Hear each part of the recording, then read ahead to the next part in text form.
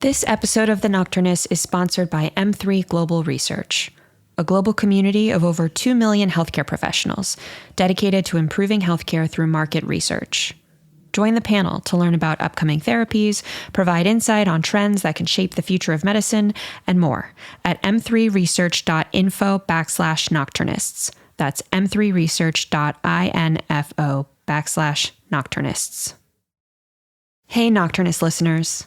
We want to invite you to join us this Friday, March 11th at 7 Eastern, 4 Pacific, when I'll be hosting a very special online event inspired by the Nocturnist Stories from a Pandemic series. We've partnered with Doctors Without Borders to mark the 2-year anniversary of the WHO's declaration of the COVID-19 pandemic. It's a virtual live storytelling event where Doctors Without Borders humanitarian aid workers from across the Americas will share their experiences responding to the pandemic. Register by searching for The Nocturnists on eventbrite.com. Hope to see you there. Support for The Nocturnists comes from the California Medical Association. At The Nocturnists, we are careful to ensure that all stories comply with healthcare privacy laws. Details may have been changed to ensure patient confidentiality. All views expressed are those of the person speaking and not their employer.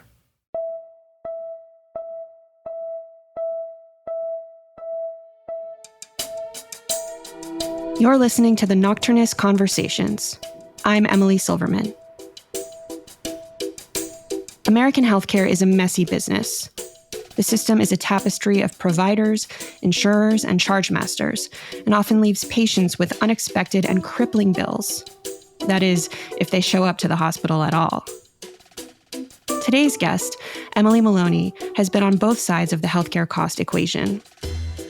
After being hospitalized for a suicide attempt, she began working as an emergency room technician to pay off her medical debt. Emily tells her story in a new collection of essays called Cost of Living. Previously, her work has appeared in Glamour, Virginia Quarterly Review, The Atlantic, Best American Essays, and the American Journal of Nursing, among others. In addition to working as an ER tech and EMT, she's worked as a dog groomer, general contractor, tile setter, and catalog model, and sold her ceramics at art fairs. She's twice been awarded a McDowell Fellowship and lives in Evanston, Illinois. Before I spoke with Emily, I asked her to read an excerpt from her book. Here's Emily. In 2008, the hospital where I worked, a level 2 trauma center just outside Chicago, was $54 million in debt. Everyone seemed to be aware of this fact. The figure floated beneath the surface of all our conversations, an unspoken rigidity we seemed to bump up against everywhere we turned. We were to be careful when we distributed small stuffed animals to unhappy children in the ER. We're told to dispense fewer scrub tops to adolescents with dislocated shoulders and bloodied shirts, to pay attention to the way that canes seemed to walk off as if under their own power. Everything cost money, Helene, our nursing manager, reminded us, even if the kid was screaming and had to get staples in his scalp. I was an ER tech then, someone who drew blood, performed EKGs, and set up suture trays.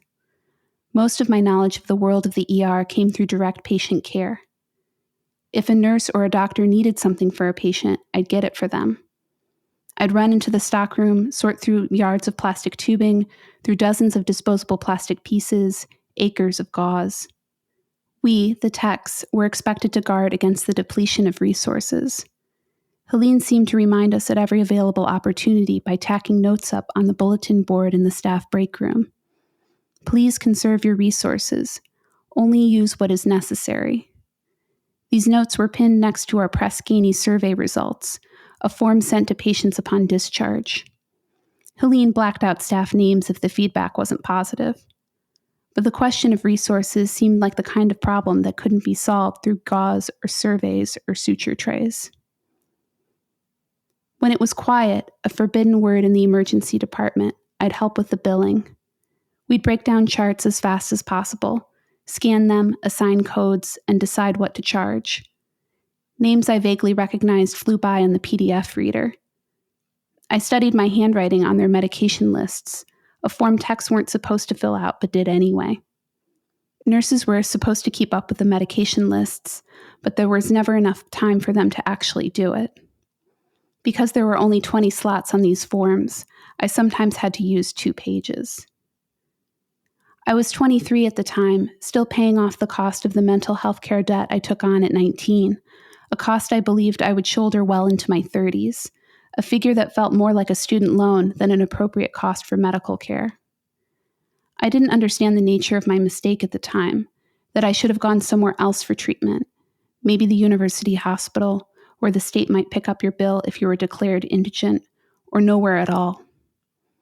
Sitting on a cot in the emergency room, I filled out paperwork certifying myself as the responsible party for my own medical care, signed it without looking, anchoring myself to this debt, a stone dropped in the middle of the stream.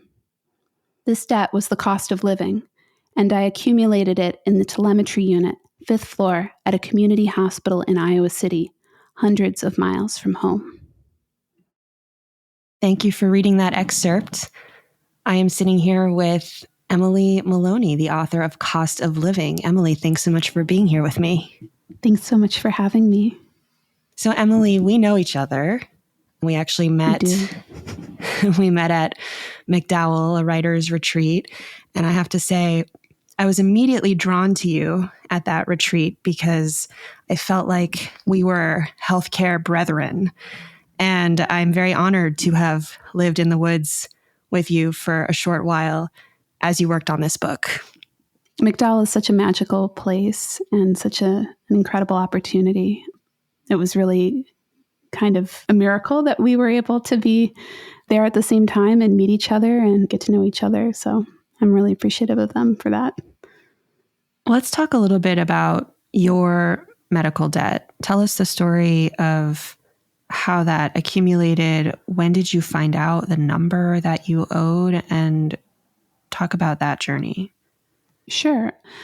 I received a bill. I don't even remember the original bill. I received a bill that said balance forwarded from the original hospital bill. It went immediately to collections. It was tens of thousands of dollars in debt, which I realize for someone who receives an organ transplant or open heart surgery, that's nothing. But it was an enormous amount of money to me. As a student, as someone who intermittently worked a lot of different jobs, I did not have anywhere near the resources necessary to cover those costs. I was not made aware of those costs either. I don't remember much about the experience of signing my life away, as people do as they are admitted to hospitals. And so I did not find out about the nature of my debt or the amount of my debt until much later. As a result, it was something that I had a lot of shame about, and I carried that shame for years and years and years and years. I both avoided trying to pay it and then intermittently would pay whatever the minimum was, but the debt itself never actually seemed to go away. Until you get this phone call. So tell us what happened there. So I actually received a phone call from my bank saying that they were being sold to another larger bank, and maybe the routing numbers would have changed in the acquisition. And so I actually called my collections agency to tell them that this information had changed and maybe I would need to send them a canceled check or something along these lines. I ended up speaking with a woman from the collections agency who told me that it had exceeded the statute of limitations. And so it was no longer an enforceable debt. And she took me off the books and told me to have a great weekend. It was a wild experience because I was under the impression that I was going to continue to labor underneath this debt for years, if not decades to come. So the debt goes away in one phone call. She says, have a nice weekend. I mean, that moment in that essay is so striking. I also don't understand what that means. She says it's beyond the statute of limitations. What does that mean? Apparently, debt cannot be enforced to be collected if they've gone to collections after 7 years. There's some debts that are not dischargeable no matter what, like student loan debt. But apparently with medical debt, you can either negotiate to reach this end sooner, which I was not made aware of, or you can stop paying it and eventually it drops off your credit report and is no longer enforceable as a collection. What a crazy world we live in. Late capitalism is the darkest timeline. So one of my favorite essays in this collection is the essay called I Stalked My Psychiatrist. And this essay is a portrait of your relationship with your psychiatrist, Julie, who you say prescribed 26 different medications to you under her care. Tell us a little bit about your relationship with Julie and that essay and your experience writing that essay. I actually wrote this essay in 2014, and I wrote it really quickly, I remember, and sent it off, and then immediately got this response from The Atlantic, which was really surprising at the time. Basically, my relationship with Julie was that I was a student at the University of Iowa in Iowa City, and I was not well. I was depressed. I was a college student. I was also trying to escape from beneath the thumb of my own upbringing, which was complicated. And I was trying to figure out who I was as a person, and I was also very impressionable. As it turns out, I later found out I have nonverbal learning disability, a developmental disability similar to autism, and some other issues around that. But basically, I was told I had bipolar disorder by Julie, and Julie, not her real name, everyone's name has been changed. Julie prescribed a lot of different drugs to me. She was sort of made in the biological revolution in psychiatry that sort of came about in the late 1970s in Iowa City at the University of Iowa Hospitals and Clinics. And it sort of brought about this idea that we could fix psychiatric problems in some of the similar ways that we fixed diabetics with insulin. That there was this relationship between medications you could take and how you could feel. So she was educated in that school and was very much of the belief that had I received the appropriate dose of whatever it was that I needed to have, I wouldn't be facing the kinds of problems I faced. Instead, I just really wanted to do whatever it was that she wanted of me. I was really lonely, and I began to sort of monitor her movements outside the office. And she was someone who I wanted to meet her under other circumstances. Like I say in the essay, that had we met in some other format, probably, maybe, possibly we could have been friends or something along those lines. And instead, she had this immense power over me, and I wanted to do anything I was supposed to do to behave. I wanted to be a good patient. I would just take anything she prescribed to me, and I did. And in the book, you talk about how the medications didn't really help. Oh, no, absolutely not. Like, I needed to go to therapy. I needed to figure out what kind of person I was going to be. There were a lot of other issues that really didn't have a lot to do with the chemical imbalance. I don't know to what extent I could have benefited from other kinds of medications or other kinds of interventions.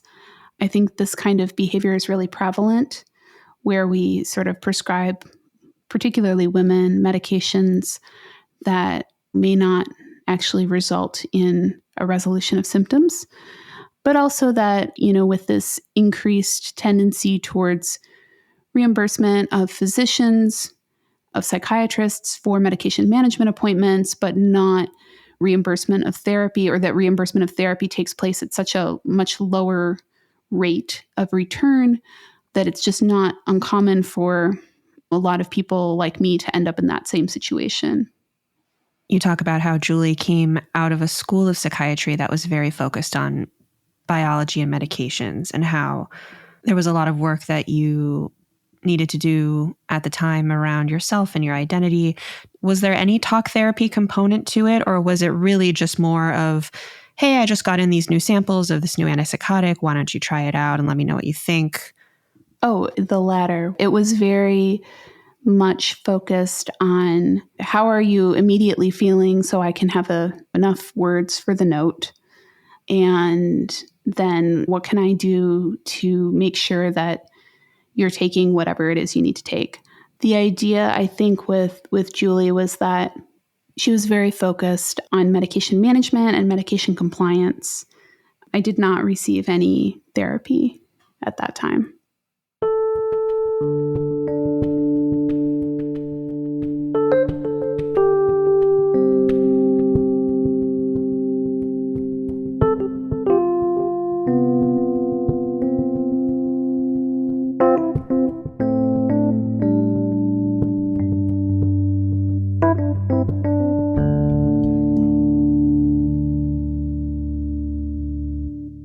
I want to spend a minute on your misdiagnosis.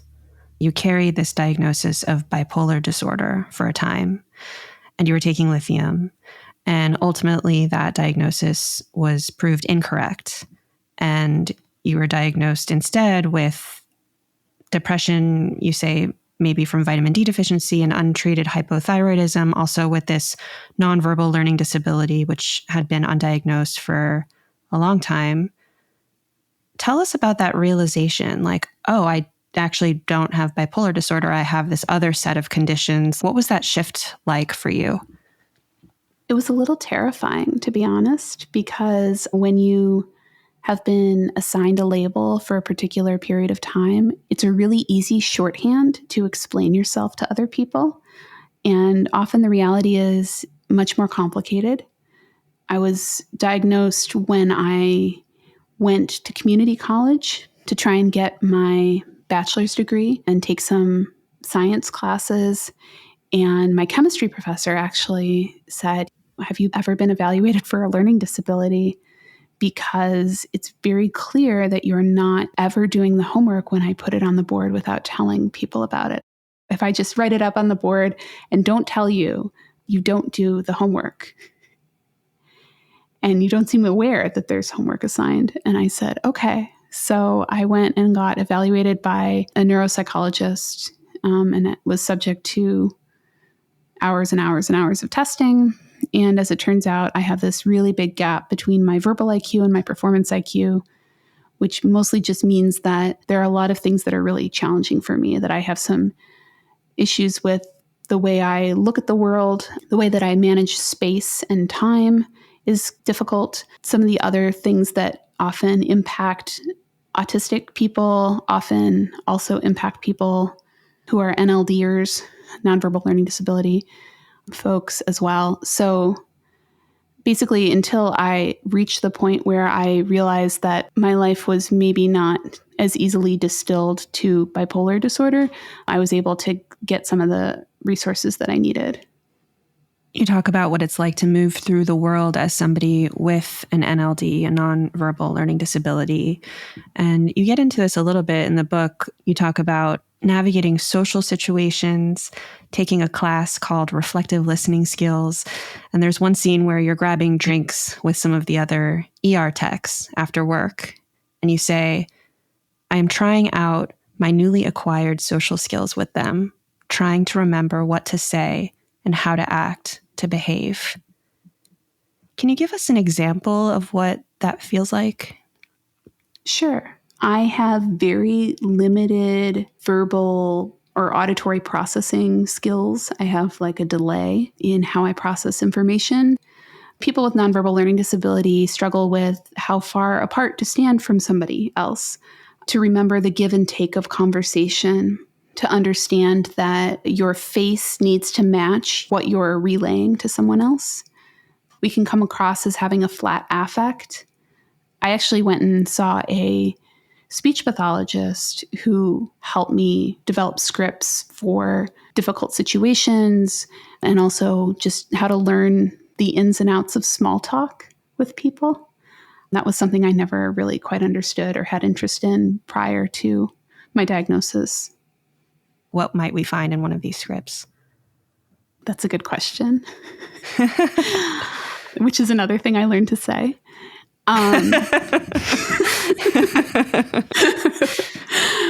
A lot of the scripted moments for me were things like remembering to turn the conversation around to the other person, remembering to not spend too long on the things that interest me. This is something that is more common, I think, with autistic people than NLDers, is the idea of the special interest. I have deep and stupid knowledge in a variety of subjects, and it took me a long time to realize that most people don't care.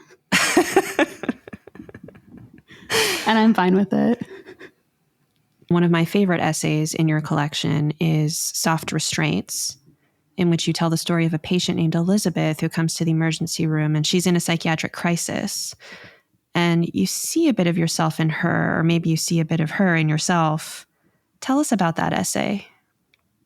Thank you. It's my favorite essay in the book. I think that my exposure to Elizabeth or patients like Elizabeth was something that provided a turning point for me, even though I didn't acknowledge it at the time. And it was that I have to make a choice. I have to make a choice every day to wear clothes and put myself together and participate in the world. And I don't think I realized I was making a choice or that I could make that choice until I started seeing patients like Elizabeth, people who felt like maybe they couldn't make that choice. And I think it's really challenging because a lot of these patients weren't taken seriously. And I think that a lot of these patients were just hoping to be seen and for their pain to be acknowledged and for some hope of some kind of solution. And we were unable to provide that because the ER is not really actually set up to deal with people's psychiatric crises. One of my favorite moments in that essay is when you're standing at the screen examining a head CT with Mark, one of the ER docs. And this is a patient who you discover has a large brain tumor. And Mark turns to you and says, "Wow, I thought she had just gone off her lithium." And then you say, "I am on lithium." And then he blurts out, "Did you eat lunch?" And launches into a lecture about the importance of staying fed and hydrated to prevent side effects from lithium. Just sort of an awkward moment, but also like a really powerful moment of confession. And I was wondering if you could bring us into that interaction a bit. Sure. I think many emergency department physicians feel frustrated by problems that cannot be immediately resolved in the ER or by ER methods. So if you have a broken arm, great. If you've been hit by a bus, even better. But the idea that some people come into the ER, I don't know, how exciting it is to deal with psychiatric patients because there's nothing that can be done with them in the immediate term in the ER, aside from keeping them from harming themselves or others. There's obviously pharmacologic interventions, but beyond that. So I think that Mark was one of those kinds of doctors who was maybe less interested in psychiatric patients. And so me confessing to him, I think, made him think differently about me and about our relationship and how we work together. Because I think the relationship between myself as a patient and myself as someone who provided care, that relationship seemed separate. And by confessing my personal medical history to him in the ER, I'm sure that threw him for a loop. So tell me about your decision to share that information with him. Was that intentional or did it just slip out? I have poor impulse control. And so after you said it, were you like, "Oh, I didn't mean to say that"? Or was there regret, or did you just kind of move on?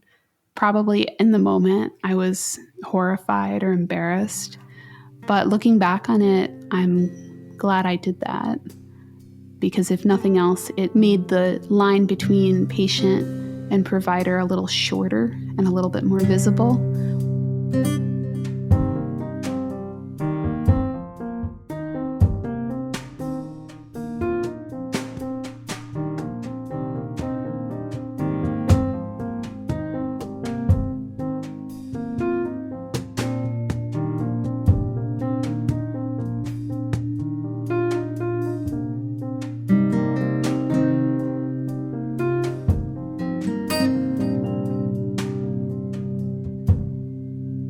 One of the essays in the collection is called Failures in Communication. And this is an essay where you're shadowing a medicine team on the wards as a bioethics student. And you're observing all the little power dynamics between doctor and nurse, between resident and med student, between nurse and med student. And you're standing there in the back of the room, not talking much, and people aren't quite sure how to introduce you to the patients. Tell us what that was like, being almost like an anthropological observer of this medical hierarchy and medical culture. I received my MFA in nonfiction writing at the University of Pittsburgh. And while I was there, I started taking classes in the bioethics program. I was actually an enrolled MA student in bioethics. I'm pretty sure my professor, who I still keep in touch with and am friends with, would welcome me completing my thesis someday. But that experience of taking clinical bioethics spawned this essay and helped me understand the ways in which things work on a floor in a teaching hospital. Just that there are all these different team members and all of them have very specific roles. And at the same time, because I was someone of no consequence, and I was merely there in an observational capacity as a bioethics student, I had the opportunity to be confessed to by a variety of staff members. The nurses, of course, hated the med students, and the med students feared the residents, and the residents, there was this very complex medical hierarchy at play. And the fact that I was just a fly on the wall enabled me to get a view that other people wouldn't otherwise have the opportunity to see. In that essay, you write, "These people have been doctors forever, since before any of us were born.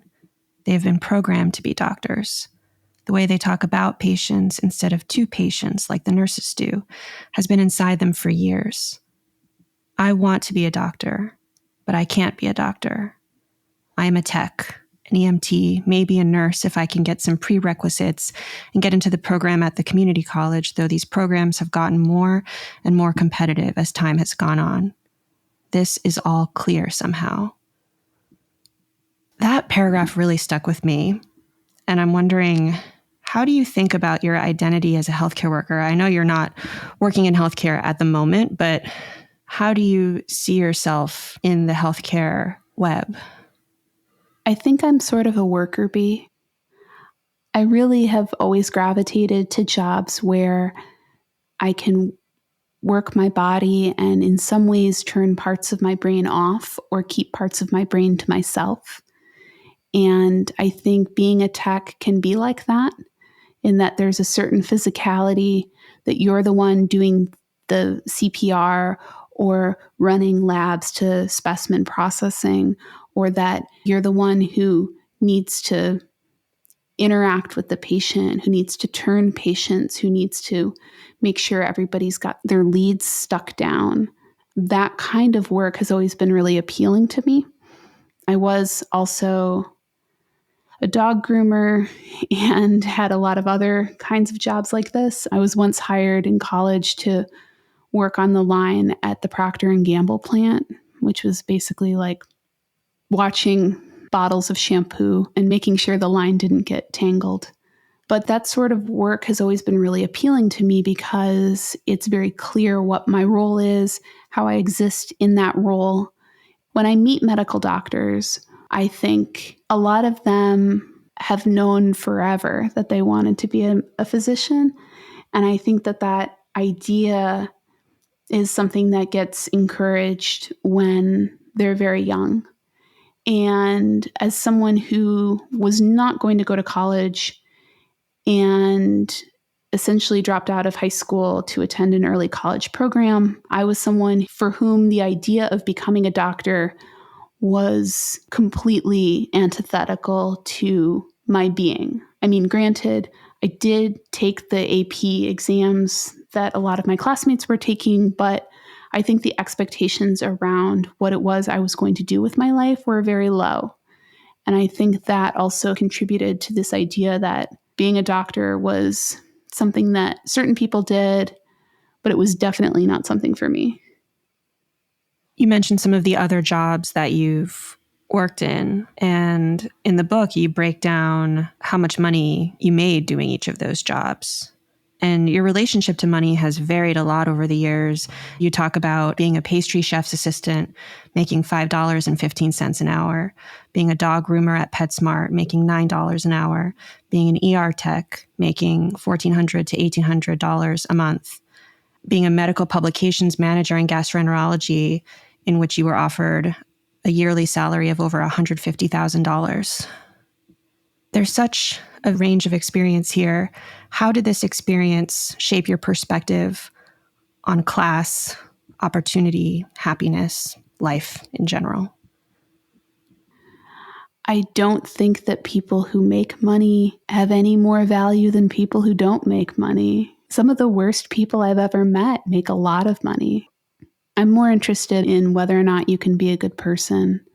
I think that it's important to do good work and to help other people when you can, and to participate in a community. I think that living in a world where you can get anything mailed to you at any time is really problematic. I think that the American healthcare system has cost a lot of money to a lot of people and has maybe not delivered any of the results we were hoping for. I think healthcare should be free. I think that there are ways in which we can compensate physicians and healthcare providers for doing life-saving work without passing that cost to the patients themselves. So my last question is, what do you love about healthcare? We've talked a lot about the flaws and the deficiencies and the corruption, but you could have picked a million different jobs to pay back your debt. And I know you did work many different jobs, but healthcare is something that you kept coming back to. The ER tech, the EMT. You've talked a little bit about liking the physicality of the job, but is there anything else about healthcare specifically that draws you to it? So much, everything. The science, the human body is just this ultimate puzzle.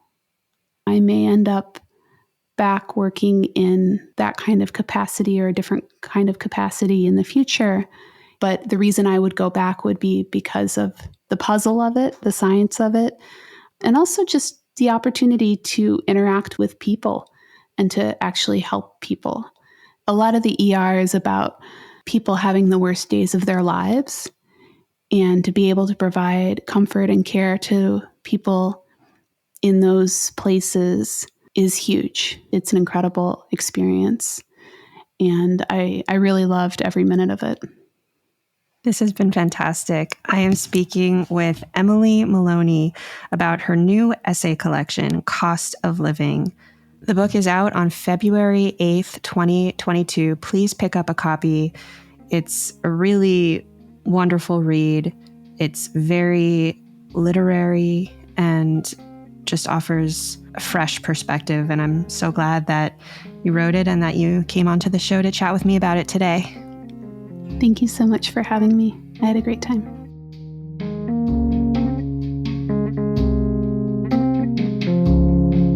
This episode of the Nocturnist Conversations was produced, edited, and mixed by John Oliver. Our executive producer is Allie Block, our chief operating officer is Rebecca Groves, and our administrative assistant is Carly Besser. Our original theme music was composed by Joseph Monroe, and any additional music comes from Blue Dot Sessions. The Nocturnist is made possible by the California Medical Association, a physician-led organization that works tirelessly to make sure that the doctor-patient relationship remains at the center of medicine. To learn more about the CMA, visit cmadocs.org. Our show is also made possible by donations from listeners like you. Thank you so much for supporting our work in storytelling. If you enjoyed the show, please help others find us by giving us a rating and review on Apple Podcasts. To contribute your voice to one of our upcoming projects or to make a donation, visit our website at thenocturnist.com. I'm your host, Emily Silverman. See you next week.